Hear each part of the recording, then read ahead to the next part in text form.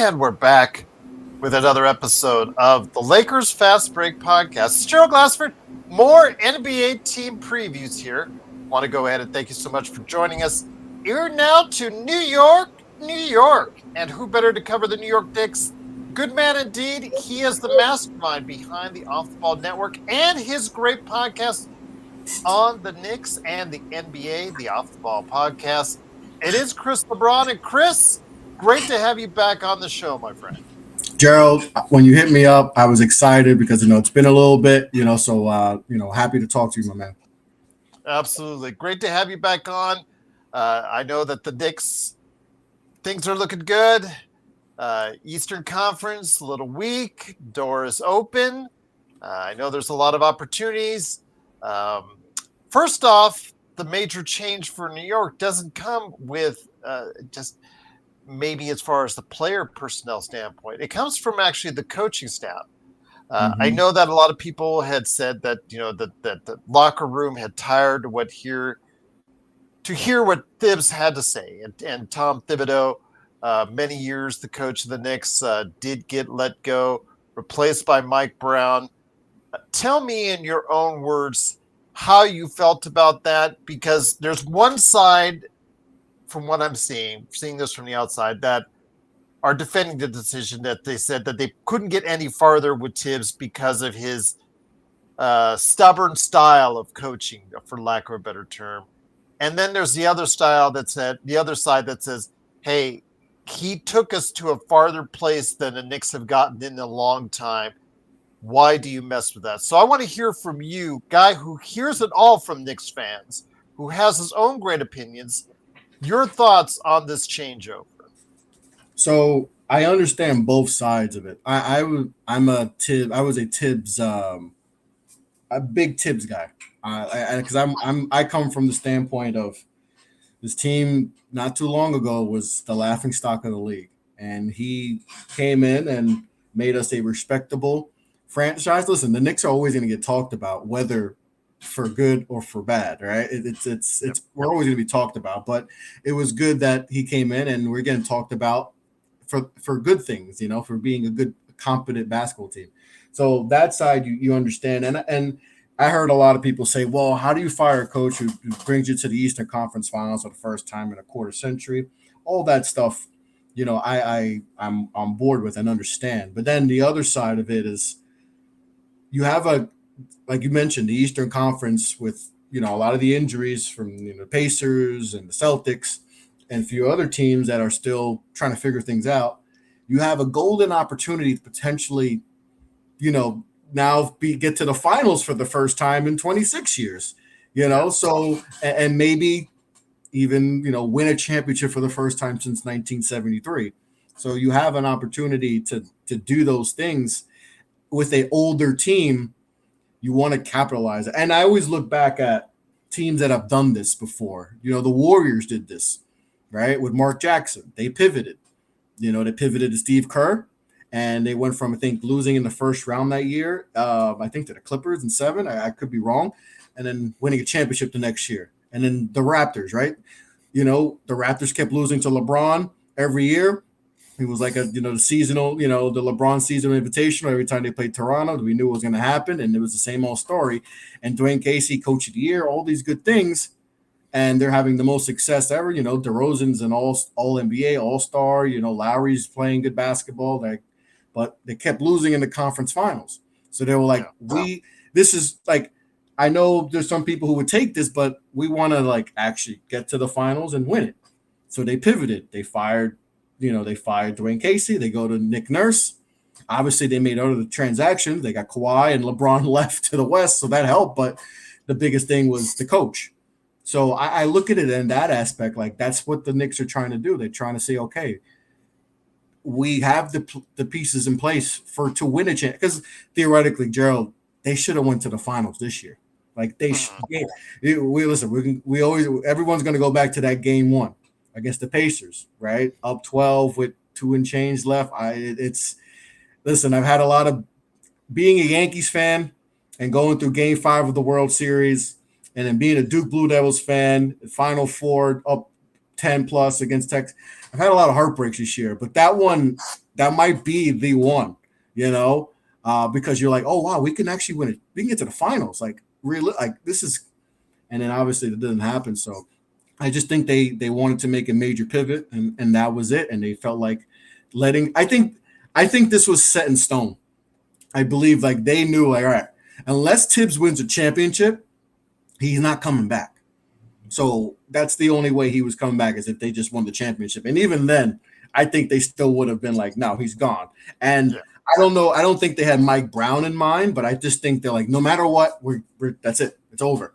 We just can't do this no more because there's a cap. And obviously we've seen it with Tibbs before, right? With Chicago and Minnesota, he'll change the franchise initially, right? You're not going to be a bad team with Tibbs, but there's a ceiling, and I just felt like the Knicks felt that way, that there was a ceiling, and they just like, you know what, we just got to make a pivot, and sometimes you just got to make pivots in life, and I think the Knicks are like, we're at a crossroads, but almost, we got an older basketball team, one of the older teams right now. We gotta make a move. So I think they want to make the move. So I understood it.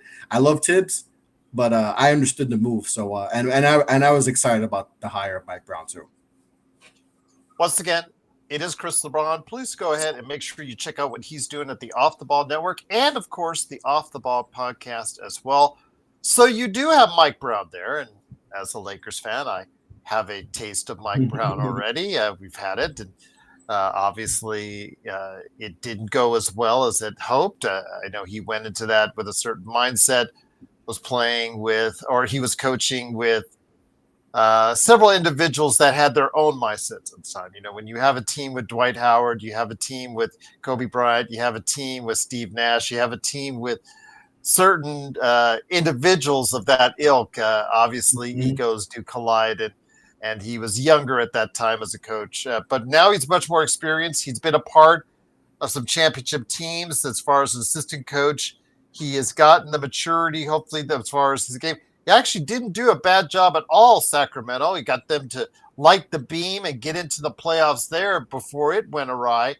What does he bring in your mind as far as a new, fresh look to this Knicks team? Offense and like actually running offense. See, a lot of things with Tibbs that people got frustrated with was just a stagnant offense. It was just high pick and roll, and he's just gonna let his guys rock. And he's been doing that since Derrick Rose days. He's just gonna let his best player run ISO, high pick and roll, boom, attack. And we did that a lot. But when the higher you get in the playoffs, right? The more the deeper you get in the playoffs. Those things, they don't work as well. The ISO, you could play ISO in the first round, against a lesser opponent, even to the second round. But once you get to the conference finals and the finals, you can't. That style of basketball has a kind of a limitation to it. So, what Mike Brown brings is a fresh, new, innovative offense, and which I think is going to benefit a lot for Karl-Anthony Towns. I think you'll see a lot of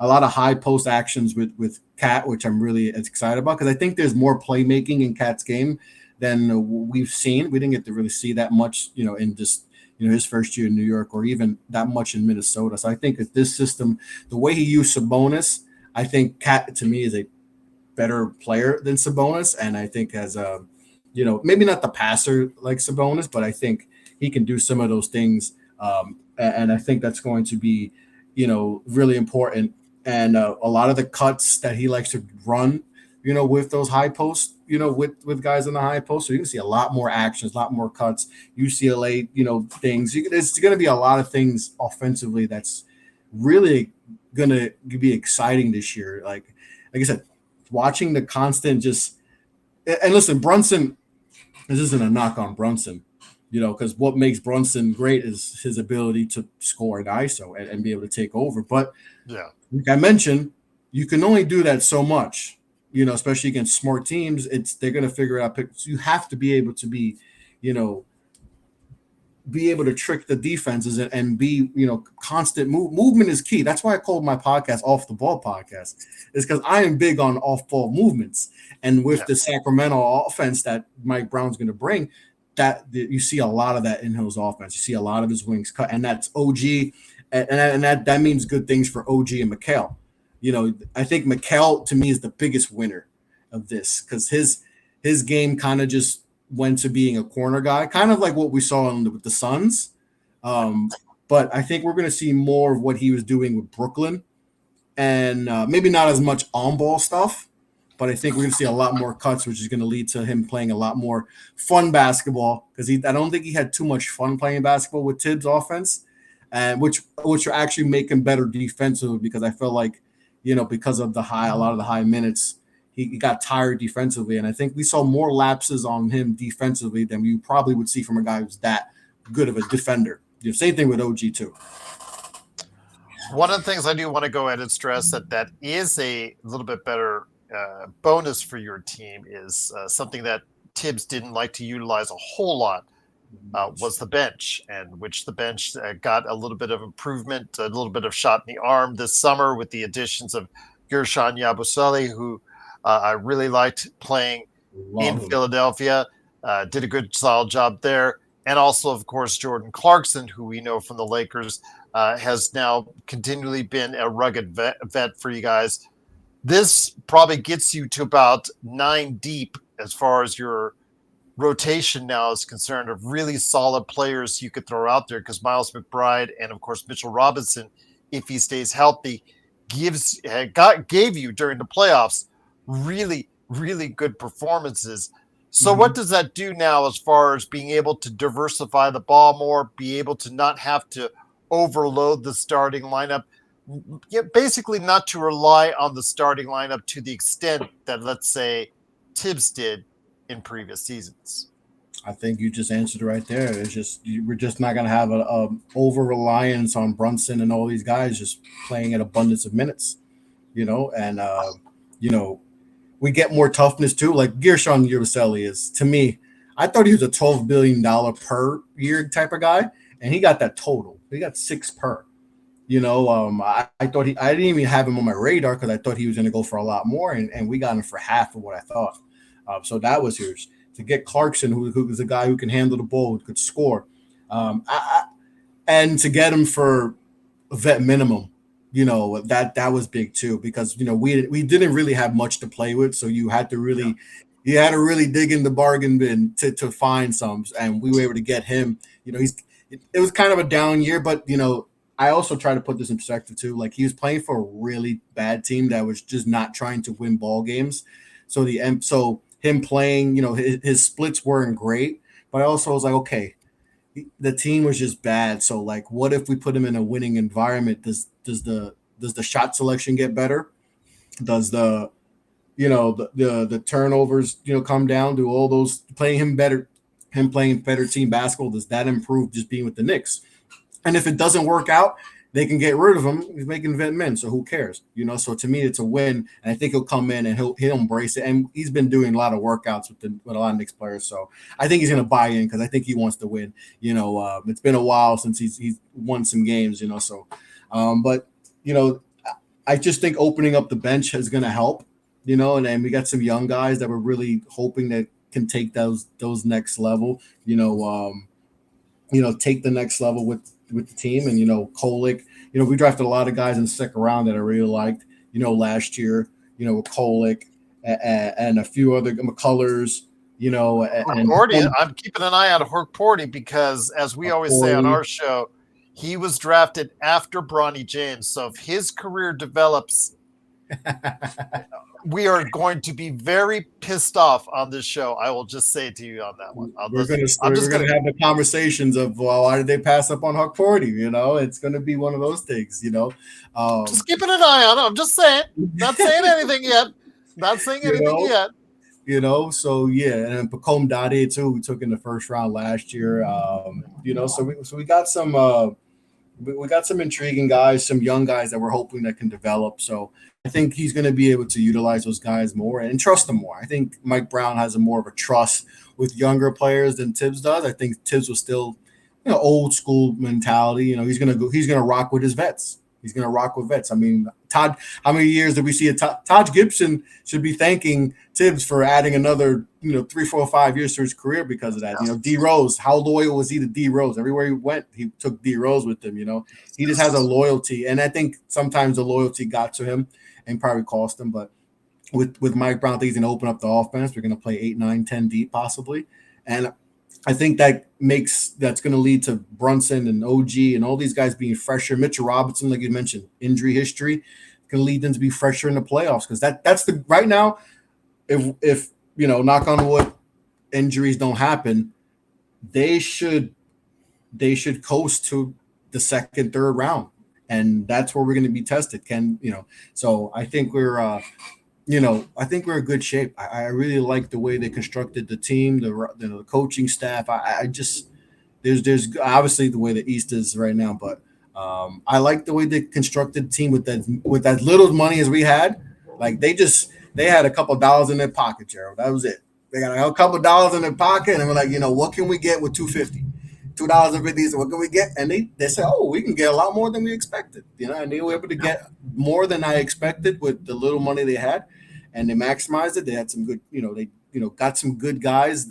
There's one guy, Dink Pate, that they got as an undrafted guy who I thought was a draftable. I had him like top 50, 55 on my board, and they got him. And I think he's an impressive, young, interesting player that I think, can be something maybe maybe right now, but in a few years it could be something. He was highly rated out of high school.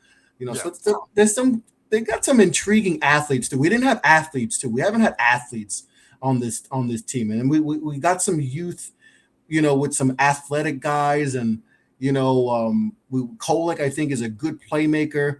I think he's gonna get. I know he didn't have the greatest summer league, but summer league is, how summer league is. A lot of these guys are playing with guys that are not Gerald. A lot of these guys are playing with guys that aren't going to sniff an NBA roster. So you got to put that in perspective too. When I tell people that, they're like, "Oh, he struggled." I was like, "Yeah, but that guy's not going to be playing with the Knicks. He's not playing with the Knicks. He might not even play with the Westchester Knicks, let alone the NBA Knicks." So, but I think a guy like Tyler Kolek is going to be better set with a faster pace. I think he plays better that way. He's a great player. He might be the best playmaker on the team.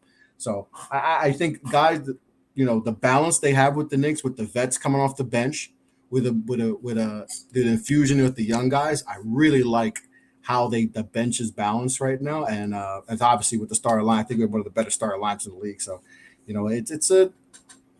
I'm feeling good. I'm feeling good. Absolutely. And in the Eastern Conference, again, the Knicks could pretty much have their way if something goes wrong with the Cleveland Cavaliers in a weakened Eastern Conference. But your starting lineup, that's the one thing I want to talk to you about, because you saw some cracks in that starting lineup during the course of the playoffs. And as much as I love Josh Hart, much as I love what he gives to the team, which puts his heart and soul out there. And I'm sure, as much as I enjoyed having him on the Lakers, you guys in New York love him even more for everything that he's in. I can see it. I can sense it. But alongside OG and Mikhail, it's fine for the regular season, but is it still fine for the playoffs as far as him starting, or do you switch it to a big lineup with Mitchell in there instead? And they came to that, in the playoffs. I did that against Indiana. They put him off the bench and started Mitchell Robinson. Everything's always matchup oriented too. Like that matchup wasn't an ideal matchup for him. But I do think with the Mike Brown's, I don't know if he's a good fit. I think he was a Tibbs guy. I think he's another guy that should be thanking Tibbs that he got that $80 million contract, because I think he was perfect for Tibbs. Like that's a Tibbs guy who's just going to go out there and he's going to give you 150%.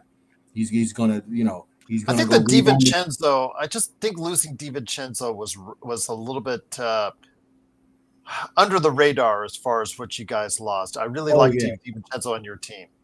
Well, it wasn't to the Detroit series where I felt like we finally got a little toughness in us, because we lost that. When we lost DiVincenzo, we lost Hardenstein, and even Julius Randle, like three guys that were really those were our tough guys. Those were our guys that we needed that, to bully ball and get in people's faces. We lost that, and throughout the whole season, that was the one thing I was saying. I was like, we have the pieces to win a championship or get to the finals, but we're missing that one ingredient that Detroit has, right? Yeah. Detroit may have not had they didn't have the most talented team, the Knicks, but I knew when we played them, I was like, they're going to get in our grill, and they're going to try to get out of our game, and that's what we're missing. And we needed that Detroit series to happen, because I don't think if we could have easily lost that series. It could have went Yeah. the other way. Easily could have went the other way.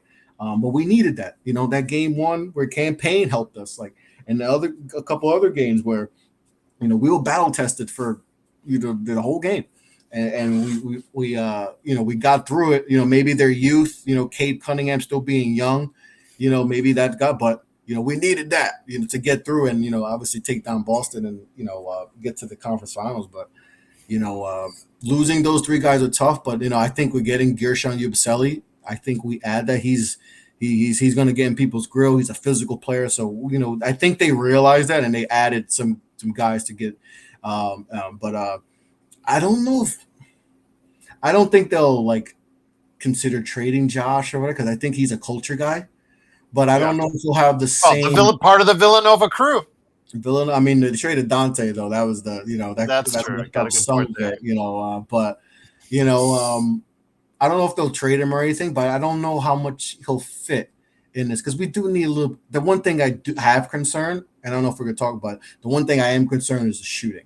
We don't have that, so that's one thing that I can see them trying to figure out during the season. If we are struggling from outside, do they try to flip some? Because I know that also with these apron, it's we're there. we're there. So eventually, and we might have to trade Milton Robinson. Like, that's like, I don't think that's ideal, but do they just let him walk? Do they try to get something for him? Because I don't know if they're gonna be able to re-sign him. And then like it gets tough with these aprons and these all this apron stuff. So because he's in a contract year, and as players in their contract year magically get a lot healthier. And exactly, right. Games in there. 65, he'll play 65, 70 games, and then he'll hit all his escalators, all defensive. Because I don't think Mitch Robinson has made an all defensive team at all. And he's had few seasons that are worthy, but he hasn't met the threshold. So he's one of the best offensive rebounders in the league, which is to your advantage on the boards. Second chance points. That was the one thing we lost with Hardenstein. He gave us so many. Like, just look back at that Sixer series when we played them 2 years ago. The amount of times when Dante hits that shot, that's because of Hardenstein crashing the boards, and that gives you just when there's this, Gerald. Like, there's nothing more deflating than getting when the defense did everything they're supposed to do and they make the stop and you get the offensive rebound. And you get the second chance points that kills teams, right? Yes. And that's what we did 2 years ago. Why I thought we could have went far if we didn't get hurt. All our guys decided to get hurt against Indiana 2 years ago, so I think that was another missed opportunity. But that's something we missed last year too. Is when Mitch was out because Mitch was out for a while, and then we didn't have really anyone. We didn't have a Hardenstein to replace him, like we had the year before. So we got to get back to that. But Mitch Robinson, when he doesn't, it's invaluable. It really is. But we need him on the court. And now trying to figure out how do we do that. Like, I know we have Porty, and you know what? An idea someone actually brought up with the way they do with Adams, Steven Adams with the Rockets is like, don't play him on back-to-backs. They say this is your night off. You're just tonight's your night off, and you play the next game. And just like he gets nights off, he uses PTO. Essentially, we give some PTO, and like we're not worried about regular season. We don't care. We don't, I know you want to maybe win awards or be on. We need you for when it matters. So play 50 games, so we can get you for the long run. So we could try to win, 16 games and hoist a trophy.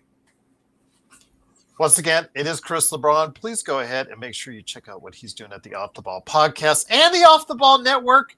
But he'll go ahead and tell you here in a few minutes exactly what he is all about and why you need to follow the Off the Ball podcast in a second. But before we do, if everything goes right for the New York Knicks, I have a feeling you're going to tell me where Ben Stiller, Spike Lee, and Timothée Chalamet, certain Kardashian, Jenner. I have a feeling you're going to tell me where all those celebs and the team is going to end up if everything goes right for the New York Knicks. If everything goes right, we should be hoisting our first,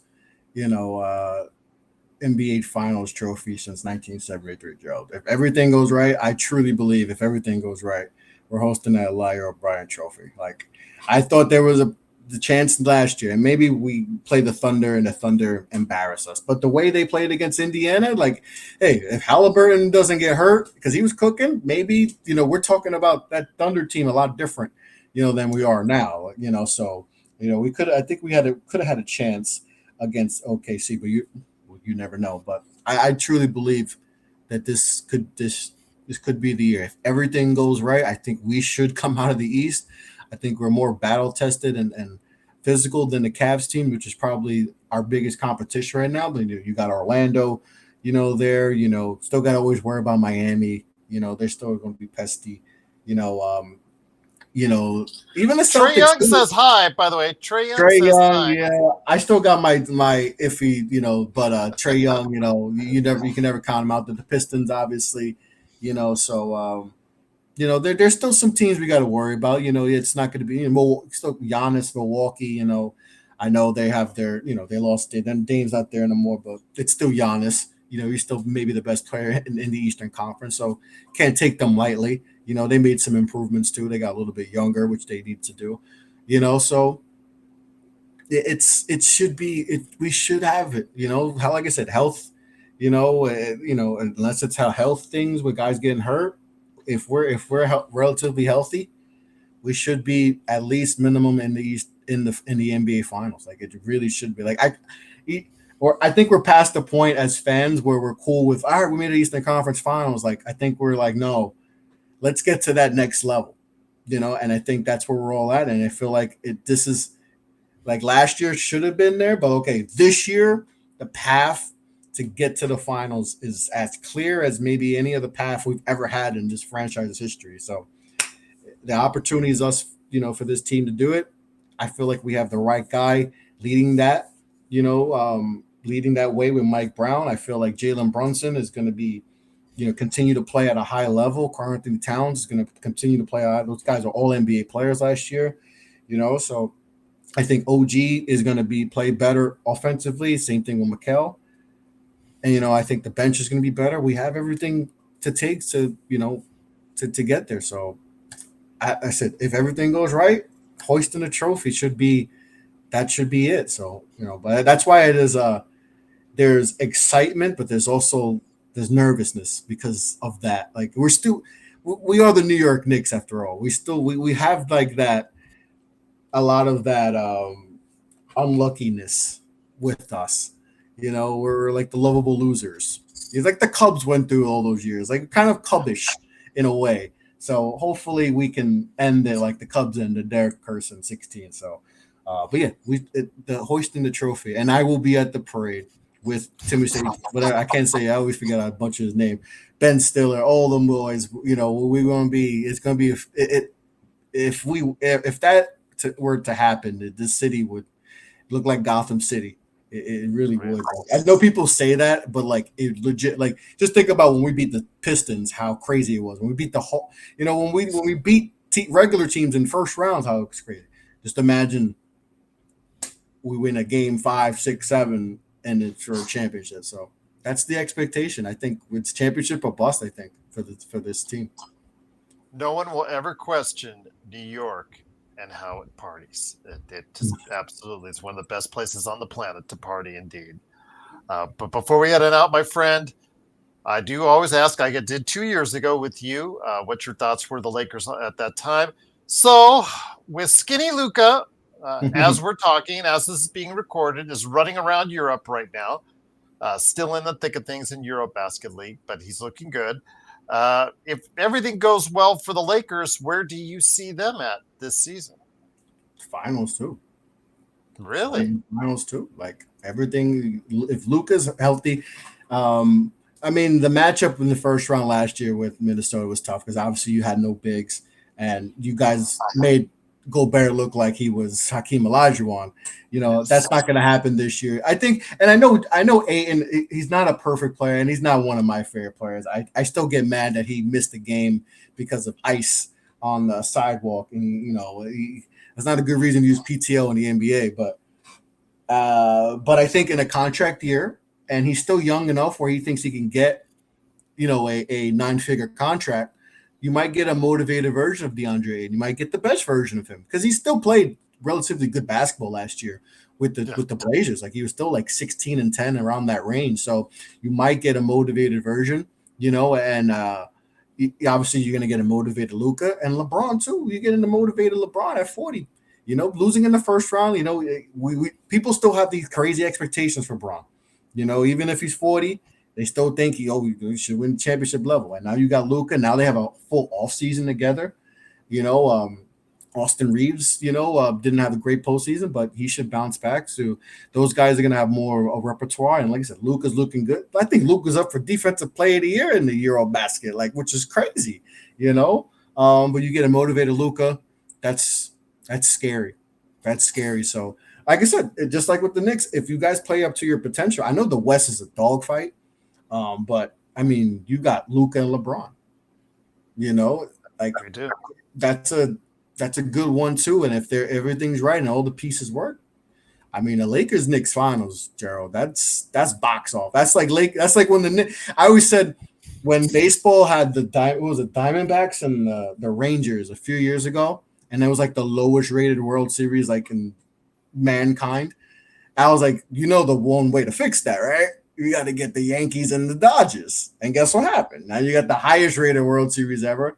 If they want to talk about, because I know the ratings weren't great for Pacers and OKC. So what better way to fix that than you put the Knicks and the Lakers? LeBron's last season, potentially. I think it would be his last year. That's another thing, too. I believe if he went that far, yeah, I agree with you on that. If he gets 5, I think that's what he needs. He just get the 5. I think he'll call it, end it on a high note, but that would be box off. So you know what? Maybe that's a spoiler prediction. The Knicks Lakers finals. Or maybe that's just what I want to see. I'm a proponent of big cities being in championships. I'm being from New York. I'm big city guy. So I'm always for. I always have friends who are like fans of smaller markets and like we don't need Detroit in the finals. We don't need the Rockies in the world. We need the Yankees. We need the Yankees in there. So, hopefully we'll see. But the Lakers, if everything's right, full off season together, I think it's not going to be a first round thing anymore. I think they'll it certainly would not be a good thing if they get bounced in the first round again. I know heads will be turned there. But JJ Redick, another year, another year, got that year as being a head coach, learned a lot of ups and downs and that, but he got to learn, so a full off season, another off season that. So you guys should be in good shape. You got Luka, man. You got Luke, and you still got Braun. You got LeBron. Now, LeBron's going to defer more to Luka. That keeps him fresh, and we'll see. But yeah, hopefully we get that matchup. Hopefully we do indeed. So before we head on out, Chris, of course, you got to get everyone the update on exactly why they need to check out your network and, of course, your awesome podcast, the Off the Ball podcast. And how can they go ahead and follow you on social media as well? Yeah, check out the Off the Ball podcast. I'm doing a bunch of stuff. Like I said, like you do, I'm trying to do some previews, get that set up, before we get, before the season starts. Season's around the block too. We're a month away, a little bit more than a month away. Camp's about to start soon, so gonna do that. Did a lot of draft stuff. So if you still want to get to know about the prospects on your teams, go check that out. Did a bunch of draft stuff. I do a lot of college basketball stuff. I'm actually doing some stuff for the Center Hub, where I'm about to interview a bunch of coaches from the American Conference and American East, so you could check that out too. Just everything basketball. Love talking high school recruiting, doing all that stuff on this. So follow the Off the Ball podcast on YouTube. Check that out, and follow me at Off the Ball Pod on Twitter, Instagram, Facebook. That's where I'm most active, especially on X, and just talking all basketball, whatever it is, just talking basketball. If you want to talk hoop, let's talk hoop. So yeah, just follow me there. Give a sub on YouTube, and I'll be talking a lot of Knicks soon. So I appreciate you having me on. Appreciate you stopping by as always. It will not be 2 years this next time around. And Yeah.